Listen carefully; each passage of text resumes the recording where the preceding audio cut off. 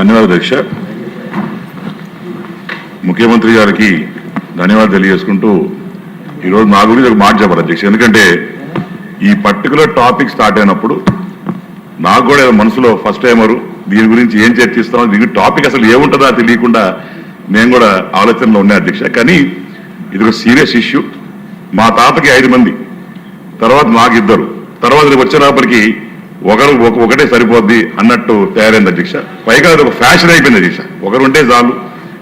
దాంట్లో కూడా చూస్తే పేదవాడికి ఎక్కువ మంది పిల్లలు ఉంటా ఉన్నారు, అదే గొప్పవాడికి తక్కువ మంది పిల్లలు ఉంటా ఉన్నారు.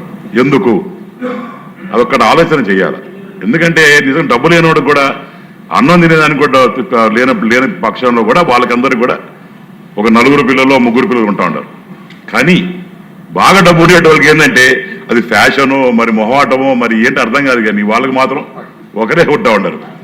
అది స్ట్రెస్ మరి ఏంటి నాకు తెలియదు అధ్యక్ష. కానీ ఈరోజు ముఖ్యమంత్రి వారు చెప్పినట్టు నిజంగానే మనందరికీ కూడా ఒక యంగ్స్టర్స్కి ఐ ఓపెనింగ్ అధ్యక్ష, ఎస్పెషల్లీ నాలాంటి వాళ్ళకి. ఎందుకంటే ఈ టాపిక్కే ఏటబ్బా అనే దగ్గర నుంచి ఈరోజు నేను లేచి మాట్లాడుతున్నానంటే నిజంగానే ఇది అందరూ కూడా ప్రజల్లోకి తీసుకెళ్లి ప్రాపర్గా వాళ్ళని ఎడ్యుకేట్ చేయాలి. ఎందుకంటే చాలా మంది షై ఫీల్ అవుతారు అన్డౌటెడ్గా. ఎందుకంటే మా చెల్లెమ్మ ఫస్ట్ లేచి మాట్లాడినప్పుడు అందరూ కూడా ఒక రకంగా చూస్తున్నారు, తర్వాత అందరూ కూడా మాట్లాడుతున్నారు. మనలోనే మార్పు వచ్చినప్పుడు ఒక వ్యవస్థలోనే మార్పు వస్తుంది.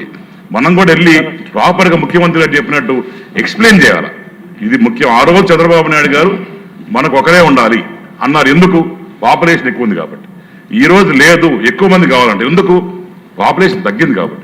ఆ పాపులేషన్ తగ్గితే దానివల్ల వచ్చే ఇబ్బందులు ఏంటి అది కానీ మనం కానీ ప్రాపర్గా మనం కానీ ఇంజెక్ట్ చేసి ఎడ్యుకేట్ చేయగలిగితే that will be the best way how to create ecosystem where we can increase the population. తెలియదు.